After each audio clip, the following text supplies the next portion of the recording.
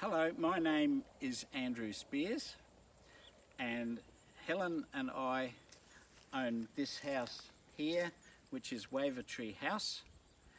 Wavertree House is in Darwin River in the Northern Territory, and it is named after a ship that my grandfather sailed in, but it's also named Wavertree because of the red ash trees that are in the bushland around, which have two-tone leaves, and when the wind blows, they wave in the breeze like this. So we have Wavertree House.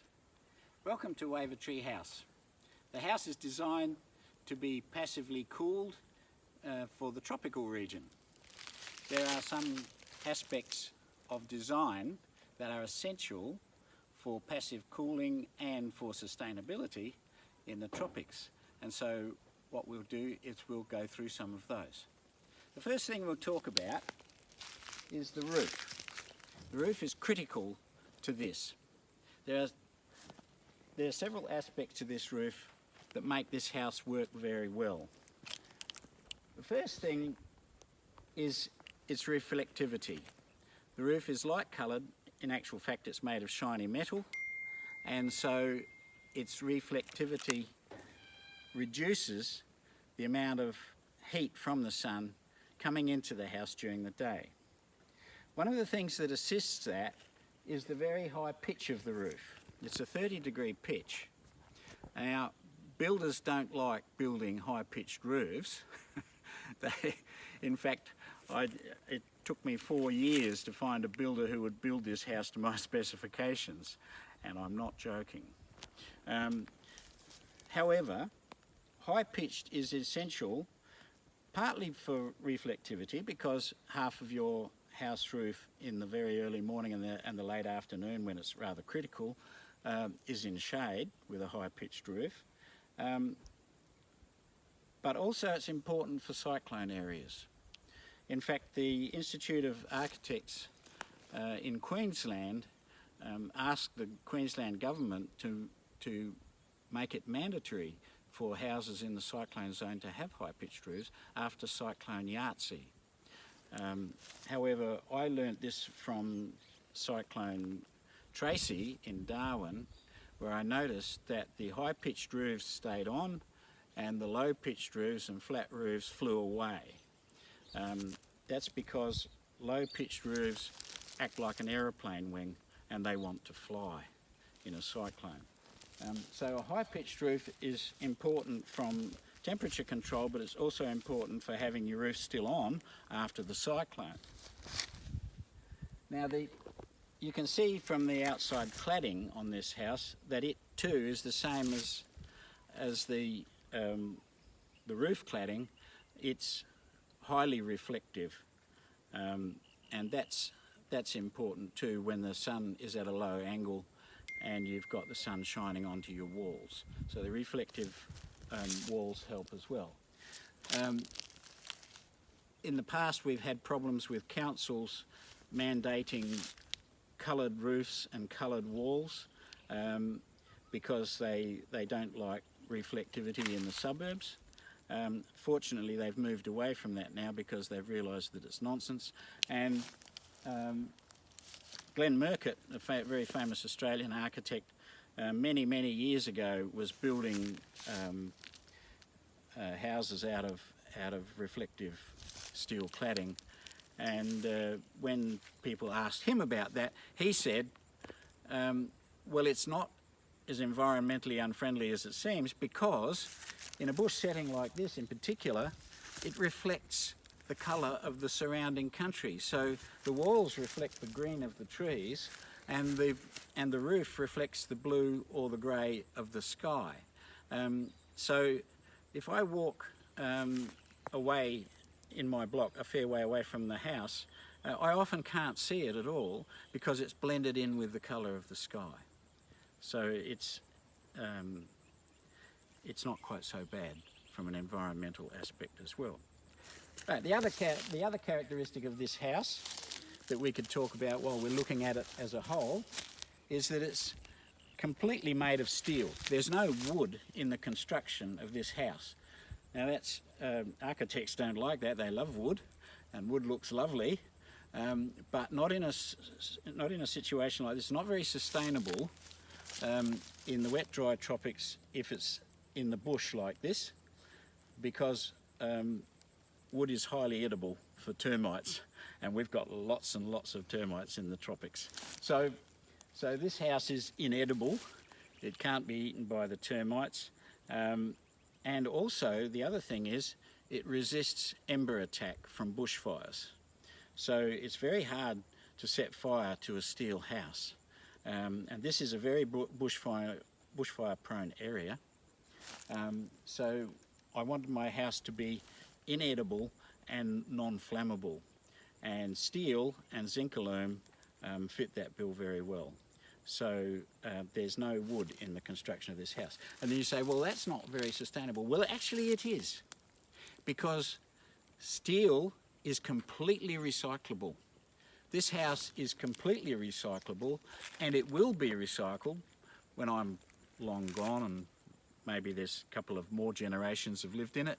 Then at that point, it'll reach a stage where they want to renew it, and the whole thing will be able to be recycled, except perhaps for the floor slab on the ground floor.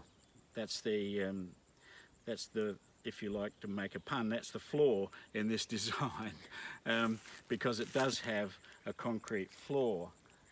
However, the concrete floor can be reused for the next house, and so in that sense, the whole design is really quite sustainable, even though at the first glance it appears to be exactly the opposite. When I first started to put this design together, somebody from the planning department in Darwin said to me, what do you want to do a passively cooled house for? Because a passively cooled house is only going to ever be the same ambient temperature as the outside. So if it's 30 degrees outside, it's going to be 30 degrees in your house. Well, that's not true, because when air moves, it actually cools the people down.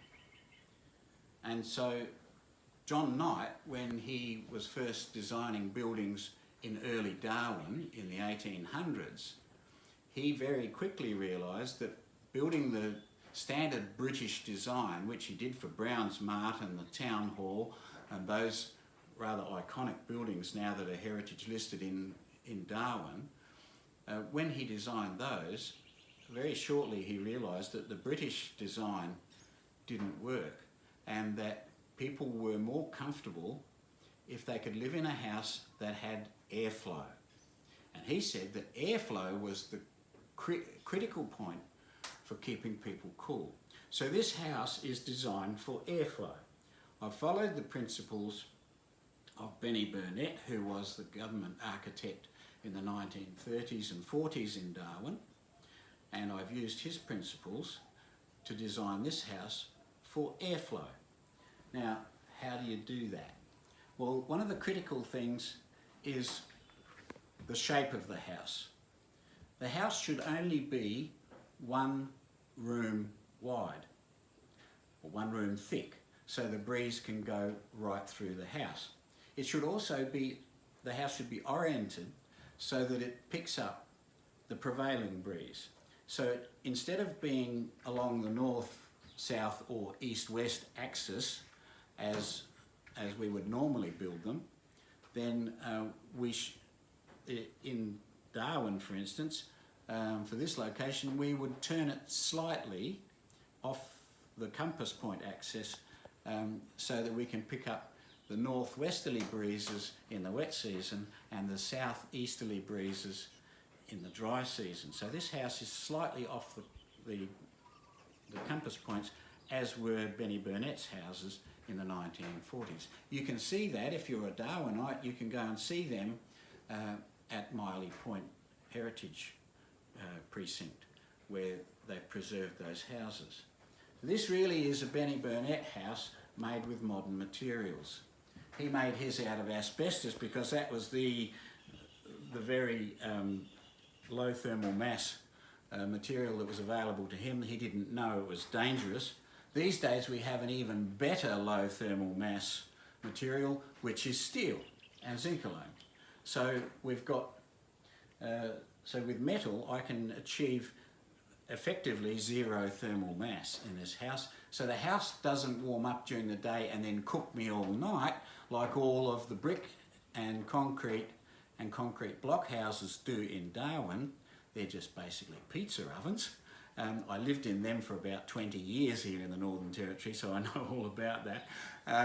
Now I live in a low thermal mass building with airflow, and it's now August, and I have 3 quilts on the bed to get through the night, and I still have to put my long pyjamas on to try and keep warm because the house goes down to the outside temperature immediately. So, but during the day when it is warm outside, it's not warm inside the house because we have airflow. We do that with the windows. You'll notice, and I found this from Benny Burnett's designs, he brought the windows, instead of setting them in the middle of each wall, which is the standard way we do things, he brought the windows right to the corner of the room. So by doing that, it doesn't matter which way the breeze is going past the house, the Venturi effect will draw air through the house because the window can catch the breeze at any angle like this.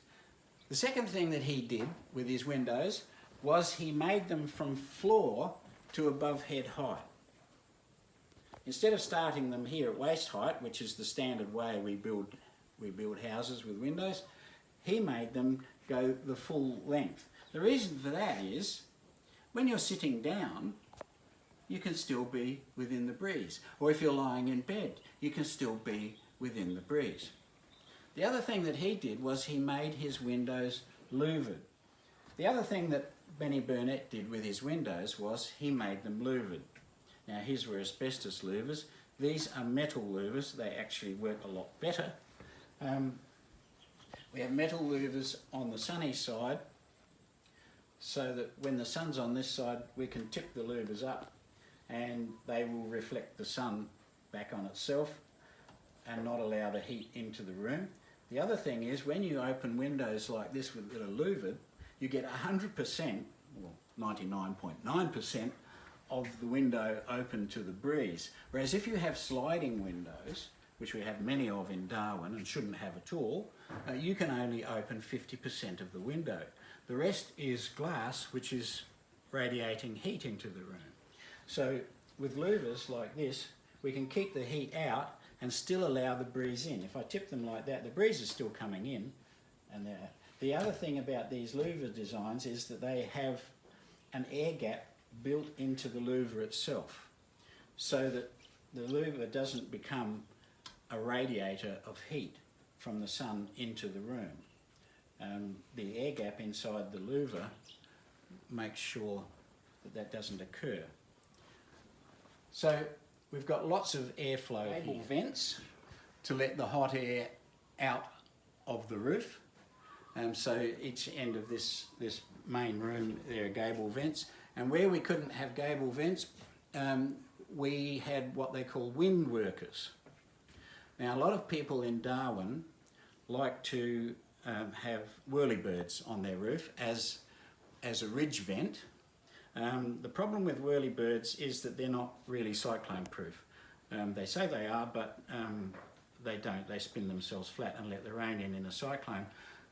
Wind workers are designed, they're actually an Australian design, they're actually a Queensland design, which are meant to produce negative pressure under the roof in a cyclone so that the roof doesn't come off. But of course, during the rest of the year, they are passively lifting, well, actively lifting, because they're a Venturi pipe, and they're actively lifting the hot air out of the top of the roof. So we have active ridge vents as well as gable vents in order to get the hot air out. Now what we also have is we have what they call cathedral ceilings here, which give you plenty of headroom above the people. It gives you a psychological feeling of airiness and spaciousness, but it also allows the hot air to rise up above the people and exit out into the sky. Where we do have flat ceilings, like under this mezzanine, the ceilings themselves are perforated to allow the air to go up through the ceiling. So we do have perforated metal ceilings in here, but that's for acoustics, so that we don't have reverberation effects from having steel walls and steel ceilings.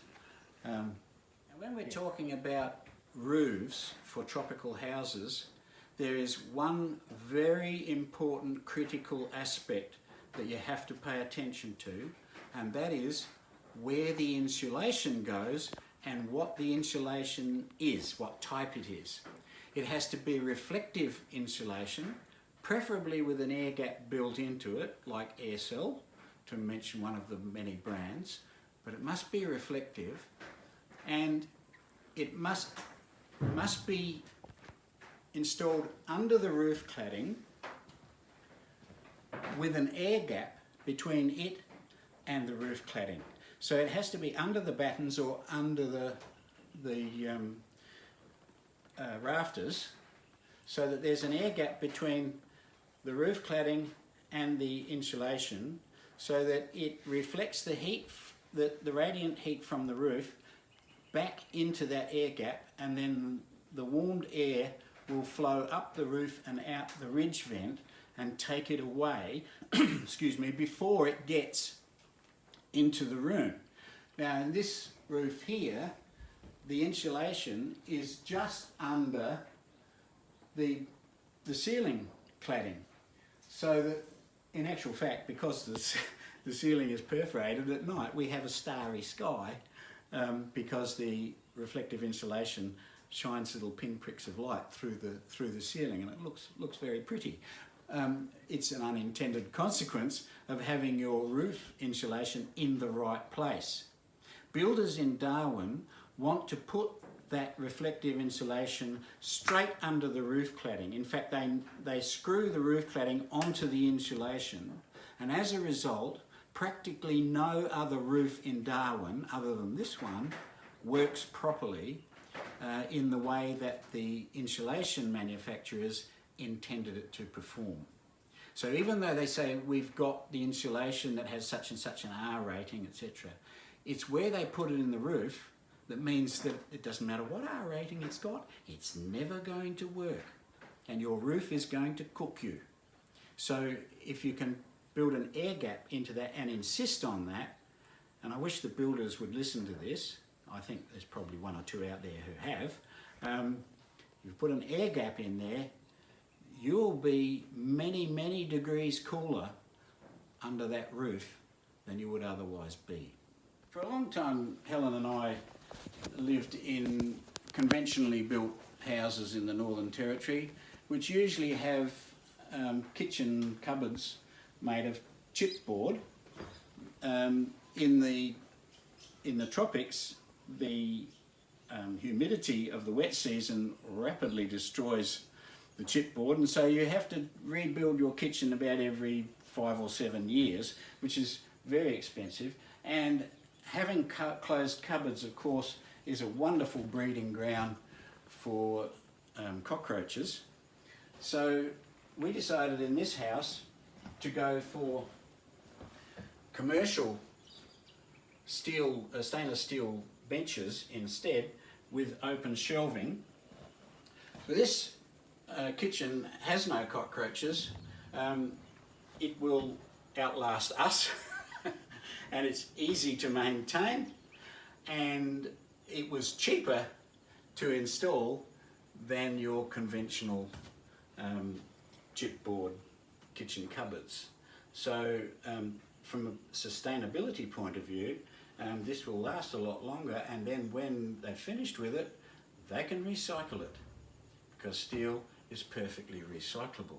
One of the other features of Burnett houses is that where he had to put a wall across the prevailing breeze, because it was a bedroom wall or for some other privacy purpose, he put louvers in them. So the one wall that we have that runs across the prevailing breeze in this house is louvered. It can be left open.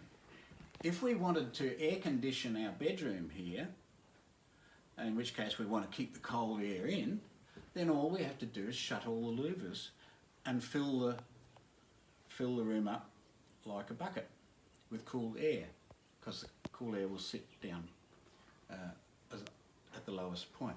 The other thing that Burnett did, and which I've done here, is that the internal walls, except for the toilet wall, for obvious reasons, all the internal walls don't reach to the ceiling.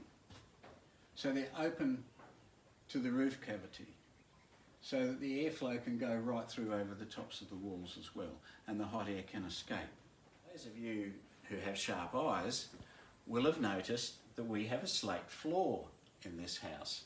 And you'll say, aha, but slate floors are made of stone, and stone has very high thermal mass. And yet I've been talking about a zero thermal mass house. Well, the slate floor is sitting on thin cement sheeting, and so the whole floor is rather thin. It's only about this thick. So although it has thermal mass, because it's shaded all day, it remains quite cool. It's quite cool under your feet, and it also, even if it does heat up, if we leave a window, leave the louvers open accidentally on the sunny side somewhere, and it warms up during the morning, it cools down very quickly because it's only thin. So by the evening, our floor is quite cool. Now, our sewage from this house goes into a biolytic sewage treatment tank, which is just like a septic tank, only it's aerated and it's full of bugs that do the same thing to the sewage as the soil would. It has worms and it has rat-tailed maggots and things like that in there that eat up all the cellulose, and then the water is pumped out of the tank onto the fruit trees, and it waters the trees. If we put an ultraviolet filter on it, it would actually be potable water. But the reason why I'm standing here in front of a whole lot of banana trees and talking about our sewage system is because the banana trees are growing around the sewage system to shade it during the day so that the bugs inside of it don't get cooked. Our house is off-grid, so we don't have town water to this block, and so we rely on harvesting the rainwater from the roof. The whole house runs entirely on rainwater. We don't have a bore, and so we have enough tanks for 160,000 litres of rainwater, and that's plenty for us for a year, and we can water the veggie garden from it as well.